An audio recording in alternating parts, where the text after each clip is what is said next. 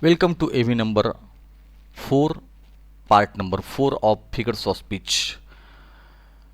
Climax ज्याला आपण म्हणतो क्लायमॅक्स म्हणजे परमोच्च बिंदू त्याला म्हणतात क्लायमॅक्स.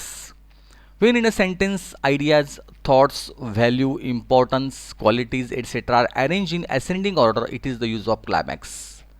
जेव्हा एखादी संकल्पना ज्या असतात एखादा विचार जो असतो एखादी महत्त्व असतं एखादी गुणवैशिष्ट्ये असतात त्यांना असेंडिंग ऑर्डरने मांडलेलं असतं. म्हणजे काय तर चढत्या क्रमाने त्या ठिकाणी मांडलेलं असतं त्याला क्लायमॅक्स असं म्हणतात. The climax of a plot is the point of which the central conflict reaches the highest point of intensity. असं म्हणतात की the climax of a plot एखाद्या कथानकाचा क्लायमॅक्स जो असतो एखाद्या चित्रपटाचा असेल एखाद्या नाटकाचा असेल एखाद्या कथेचा असेल तर तो जो is the point at which the central conflict reaches की ज्या कथेमध्ये ज्या चित्रपटामध्ये ज्या नाटकामध्ये त्या ठिकाणी जो जो संघर्ष असतो तो अगदी टिपेला पोचतो अत्युच्च बिंदूला पोचतो तेव्हा त्याला म्हणतात चित्रपटाचा क्लायमॅक्स झालेला आहे चित्रपटाचा परमोच्च बिंदू आहे की ह्या ठिकाणी चित्रपटाने या ठिकाणी त्या कथेने या ठिकाणी त्या नाटकाने वळण घेतलेलं आहे त्याला म्हणतात क्लायमॅक्स. क्लायमॅक्स अर्थ होतो चढत्या क्रमाने घटना घडतात आणि ज्या वेळा ती घटना अगदी अत्युच्च पॉईंटला पोहोचते तेव्हा त्याला म्हणतात क्लायमॅक्स. त्याला म्हणतात चित्रपटाचा परमोच्च बिंदू कथेचा परमोच्च बिंदू नाटकाचा परमोच्च बिंदू आणि त्यालाच म्हणतात असेंडिंग ऑर्डरने. असेंडिंग ऑर्डरचा अर्थ काय होतो तर ती ऑर्डर जी आहे ती ए टू झेड अशी घडते. ऑर्डर दोन प्रकारच्या असतात एक असतं असेंडिंग ऑर्डर दुसरी असते डिसेंडिंग ऑर्डर. असेंडिंग म्हणजे काय तर घटना ह्या ए बी सी म्हणजे अजून कमी नंतर अजून जास्त त्यापेक्षा जास्त म्हणजे फ्रॉम लोअर टू हायर त्याला म्हणतात असेंडिंग ऑर्डर. तर चढत्या क्रमाने ज्या वेळा घटना घडत जातात तेव्हा त्या शेवटच्या घटनेला क्लायमॅक्स असं संबोधलं जातं. तर इथे आलेलं आहे शी केम शी सॉ शी कॉन्कर्ड. ती आली तिने बघितलं ती जिंकली. बघा म्हणजे ती आली पहिल्यांदा ती आली एक घटना आहे तिने बघितलं दुसरी घटना आहे तिने जिंकलं. तसंच असं म्हणतात तो आला त्याने बघितलं त्याने जिंकलं. म्हणजे घटना कशा घडल्या तर त्या अतिशय अतिशय इंटेन्सिटी जी आहे त्याची तीव्रता जी आहे ती असेंडिंग ऑर्डरने त्या ठिकाणी घडलेली आहे. पुढे दे एन्जॉय लिकर विथ डान्स अँड ड्रम. म्हणजे पहिल्यांदा त्यांनी छानपैकी लिकर घेतली डान्स आणि ड्रम आणि मग मस्त डान्स केला आणि छान नाचले कुदले. म्हणजे अत्युच्च ते पुढे पुढे ते सगळ्या घटनावळ म्हणजे सगळं आलंच आहे. तर अजून काही उदाहरणं जी आहे क्लायमॅक्सची त्या ठिकाणी आहे. Look up in the sky it is a bird it is a plane it is a superman. हे उदाहरण आहे. Look up in the sky बघा आकाशामध्ये आकाशात काय दिसतंय इट इज अ बर्ड पहिल्यांदा पक्षी दिसतोय इट इज अ प्लेन त्या ठिकाणी एरोप्लेन दिसतंय and it is a Superman आणि त्या ठिकाणी एक सुपरमॅन पण उडताना दिसतो आहे. म्हणजे पहिल्यांदा काय बघितलं पक्षी बघितलं नंतर एखादा एरोप्लेन बघितलं आणि नंतर बघितला सुपरमॅन. तर घटना कशा घडल्या तर ते असेंडिंग ऑर्डरने घडलेल्या आहेत आणि म्हणून त्या अलंकाराला म्हणता क्लायमॅक्स असं त्या ठिकाणी म्हणता. Out of the frying pan and into the fire. त्या फ्राईंग पॅनमधून ते जाळामध्ये गेलं म्हणजे एक तवा होता फ्राय करण्याचा तवा तिथून ते जाळामध्ये त्या ठिकाणी गेलं. म्हणजे या पद्धतीने त्या ठिकाणी if you think that is bad it gets worse. तुम्ही जर म्हणाल की ते वाईट आहे तर ते अजून वाईट होईल. म्हणजे पुढची घटना अजून म्हणजे वाईट आहे अजून वाईट घडू शकतं तर ते क्लायमॅक्स उदाहरण आहे. ती आली तिने पाहिलं तिने जिंकून घेतलं. तर क्लायमॅक्समध्ये काय घडतं तर घटनांची तीव्रता जी असते ती वाढत जाते त्याला क्लायमॅक्स असं म्हणतात. पुढचा अलंकार जो आहे तो बघूया आपण काय आहे तो अँटी क्लायमॅक्स. आता हा पुढचा अलंकार आपला आहे अँटी क्लायमॅक्स की त्याच्या अपोजिट घडतात. आता मात्र घटना ज्या आहे त्या अपोजिट घडतं. When in a sentence ideas are presented in descending order. आता इथे असेंडिंग ऑर्डर होतं इथे जो ऑर्डर होती ती असेंडिंग होती आता उलटी ऑर्डर आहे. घटनांचा क्रम हा कसा असतो higher to lower. Descending ऑर्डरने it is the use of anti climax त्याला म्हणतात अँटी क्लायमॅक्स होणं. त्याला म्हणतात म्हणजे अँटी म्हणजे विरोधी म्हणजे परमोच्च बिंदू नाही तर एकदम खालचा बिंदू शेवटचा अगदी टोक गाठलं गेलेलं आहे.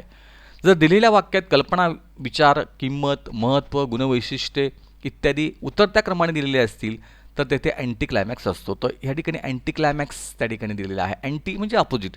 क्लायमॅक्सला घटना चढत्या क्रमाने होत्या तर इथे उतरत्या क्रमाने घटना ज्या आहेत त्या घडणार आहेत. For example, the soldier fights for glory and a shilling a day. म्हणजे तो सैनिक जो आहे बिचारा, तो लढला सन्मानासाठी, जिंकण्यासाठी लढला, आणि त्याला किती मिळाले, तर एक शिलिंग एक म्हणजे एक नाणं आहे एक प्रकारचं, तर त्याला दिवसाला एक नाणं मिळालं. म्हणजे एवढी मोठी कामगिरी करायची, देशासाठी लढायचं, आणि काय मिळतं, तर एक नाणं मिळतं. म्हणजे या पद्धतीने मोठी घटना आहे आणि एकदम खालची घटना आहे, तर त्याला म्हणता अँटी क्लायमॅक्स. नंतर आहे he swears before sun, moon and leaves. त्याने शपथ घेतली सूर्याची, चंद्राची आणि पानांची. पहिल्यांदा सूर्य महत्त्वाचा आहे, नंतर चंद्र महत्त्वाचा आहे, नंतर पाने आहेत. म्हणजे खालच्या ऑर्डरने घडली. त्याने शपथ घेतली सूर्याची, चंद्रांची, ताऱ्यांची आणि पानांची, असं ते वाक्य आहे. तिथं जिथे फुले वेचली तिथे गोवऱ्या वेचण्याची वेळ आली. बघा, हे सुद्धा उदाहरण, म्हणजे फुलं, पहिल्यांदा फुलं महत्त्वाची होते आणि नंतर गोवऱ्या त्या ठिकाणी वेचल्या, आणि किती अपोजिट वाटतं आपल्याला त्या ठिकाणी. तर एक अँटी क्लायमॅक्समध्ये काय करतं, anti climax is the term use to describe disappointing turn of events. असे अतिशय खिन्न करणारे अनुभव जे असतात, disappointing turn of events or let down that occur after tension builds in a text. तर काहीतरी विचित्र की जे उपहासात्मक वाटतं, जे खटकतं आपल्याला, डिसअपॉइंटिंग आहे, आणि अशा प्रकारे त्या ठिकाणी त्या घटनांचे वर्णन जे आहे ते उतरत्या क्रमाने घडलेले असतात. For example, tension builds in a horror movie as a girl approaches a close door. त्या ठिकाणी एक मूव्ही चालू होती, एक चित्रपट चालू होता, अतिशय हॉरर चित्रपट होता. तो हॉरर मूव्ही त्या ठिकाणी चालू असताना a girl approaches a close door, ती मुलगी त्या ठिकाणी एका बंद दरवाजाच्या इथे गेली. There is a scratching sound coming from behind the door. एक विचित्र असा आवाज, त्या दरवाजा उघडण्याचा आवाज आला. व्हेन शी ओपन्स इट, जेव्हा तिने बघितलं, तो दरवाजा उघडला, it is a cat comes out. त्या ठिकाणी काय बाहेर आलं, तर कॅट जी आहे, एक मांजर त्या ठिकाणी बाहेर आली. म्हणजे वाटलं होतं की खूप भीतीदायक असा प्रकार असेल, पण भीती तर नाहीच, पण त्या ठिकाणी एक मांजर त्या ठिकाणी बाहेर आली. म्हणजे एक हास्यास्पद असं किंवा डिसअपॉइंटिंग, आपला भ्रमनिरास त्या ठिकाणी होतो. घटनांचा क्रम जो आहे तो खालच्या पातळीने येतो, तेव्हा त्याला अँटी क्लायमॅक्स असं त्या ठिकाणी म्हटलं जातं. तर हा एक उदाहरण आहे अँटी क्लायमॅक्स या अलंकाराचं. पुढे आपण जाऊया. पुढचा अलंकार जो आहे तो आहे ट्रान्सफर्ड एफिथेट. तर ट्रान्सफर्ड एफिथेट या ठिकाणी ट्रान्सफर होणं म्हणजे बदली होणं, संक्रमण होणं, आणि एफिथेटचा अर्थ होतो संक्रमित एफिथेटचा अर्थ होतो ॲडजेक्टिव्ह ऑफ क्वालिटी, त्याला आपण गुणविशेषण असं म्हणतात. तर संक्रमित गुणविशेष असा हा अलंकार आहे. ज्या वेळेला गुणविशेषणाचं संक्रमण होतं एका ठिकाणाहून दुसऱ्या ठिकाणी, तेव्हा त्या अलंकाराला म्हणतात transfer epithet. When in a sentence an adjective is transferred from its proper word to another that is closely associated with it is the use of transferred epithet. जेव्हा वाक्यामध्ये when in a sentence and adjective is transferred from its proper word, की जे त्या ठिकाणी पाहिजे होतं, proper शब्दाला ते विशेषण पाहिजे होतं, but it is transferred to another closely associated with it is the use of transfer epithet. जर दिलेल्या वाक्यात एखाद्या नामाचे विशेषण दुसऱ्या नामाला दिले जाते, तेव्हा तिथे ट्रान्सफर एपिथेट असतं. तर या पद्धतीने म्हणजे विशेषणाची जागा बदलते, की जे त्या ठिकाणी पाहिजे होतं त्या ठिकाणी नसतं, दुसऱ्या ठिकाणी ते असतं. जेव्हा त्याचं स्थलांतर होतं त्या गुणविशेषणाचं, तेव्हा त्या अलंकाराला म्हणतात ट्रान्सफर एपिथेट. एपिथेटचा अर्थ होतो गुणविशेषण, ट्रान्सफरचा अर्थ होतो बदली होणं किंवा संक्रमण होणं. तर बघूया आपण ह्या ठिकाणी, आय पास 3 स्लीपलेस नाईट्स.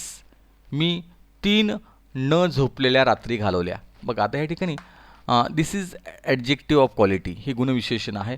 हे दिलेलं आहे ॲक्च्युली नाईटला, मी न झोपलेल्या रात्री घालवल्या. पण ह्या ठिकाणी हे जे विशेषण आहे स्लीपलेस, हे कोणाला पाहिजे, तर आय एम स्लीपलेस, मी झोपू शकलो नाही, असा त्याचा अर्थ होतो. म्हणजे this adjective of quality is transferred from I to night. Actually ते आय एम स्लीपलेस इथे पाहिजे होतं, ते आय एम स्लीपलेस. तर या ठिकाणी ते विशेषण आलेलं आहे नाईट्स, रात्रीला दिलेलं आहे. तर मी न झोपलेल्या रात्री घालवल्या म्हणजेच काय, तर मी झोपू शकलो नाही असा त्याचा अर्थ आहे.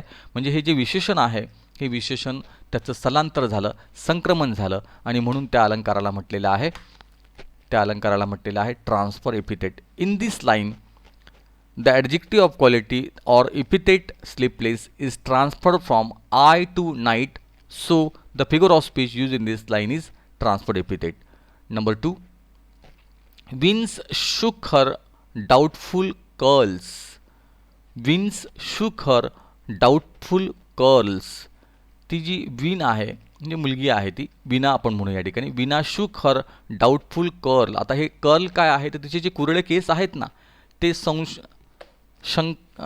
संशयास्पद आहे. संशयास्पद कुरळे केस. आता संशयास्पद कुरळे केस नाही आहे तर संशयास्पद त्या ठिकाणी ती विना आहे.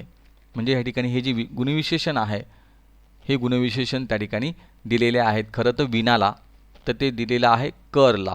In this line doubtful adjective of quality or epithet transferred from विना टू कर्ल्स. कर्ल म्हणजे एक प्रकारचे कुरळे केस त्याला आपण म्हणूया. तर हे विशेषणाचं संक्रमण म्हणून त्याला म्हणतात transferred epithet.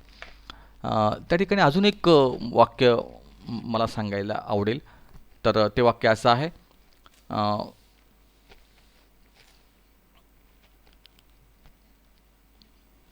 The ploughman plod the weary way. असं ते वाक्य आहे. The ploughman plod the weary way. प्लाऊमॅनचा अर्थ होतो शेतकरी. द प्लाऊमॅन प्लॉड म्हणजे चालणे. The ploughman plod the weary way. Weary way तो शेतकरी थकलेला मार्ग चालत होता. थकलेला मार्ग. वेरी जे आहे ते WEARY हे त्या वाक्यातलं विशेषण आहे. आता मार्ग थकलेला नव्हता तर तो शेतकरी जो आहे द प्लाऊमॅन जो आहे तो थकलेला आहे. म्हणजे the weary adjective of quality or epithet transfer from way to ploughman. तर या पद्धतीने त्या ठिकाणी विशेषणाचं संक्रमण होतं तेव्हा त्या अलंकाराला म्हणतात ट्रान्सफर एपिथेट किंवा संक्रमित गुणविशेष. अजून एक त्या ठिकाणी उदाहरण शेवटचं आलेलं आहे, कर्णाचे उदार हात. आता कर्णाचे उदार हात, हात उदार नसतात तर कर्ण जो आहे तो उदार आहे. म्हणजे या ठिकाणी इथे जे उदार नावाचं हे जे विशेषण आहे ते हातांना दिलेलं आहे. ते पाहिजे होतं कर्ण उदार मनाचा आहे असा त्याचा अर्थ त्या ठिकाणी दिलेला आहे. तर या पद्धतीने आपण या EVमध्ये आपण अजून 3 अलंकार बघितले. ट्रान्सफर एपिथेट, संक्रमित गुणविशेष, अँटी क्लायमॅक्स आणि क्लायमॅक्स आपण बघितला. अत्युच्च बिंदू, त्याच्या अपोजिट अँटी क्लायमॅक्स आणि नंतर बघितलं आपण ट्रान्सफर एपिथेट. तर असे हे एकूण 12 अलंकार जे आहे ते आपण इथे पूर्ण केलेले आहेत. अजून काही अलंकारांची त्या ठिकाणी जी आहे दिलेली यादी ती आपण पुढच्या याच्यामध्ये आपण बघूया आणि इथे आपण थांबूया. पुढच्या EVला आपण अजून काही अलंकार बघूया. Okay, thank you.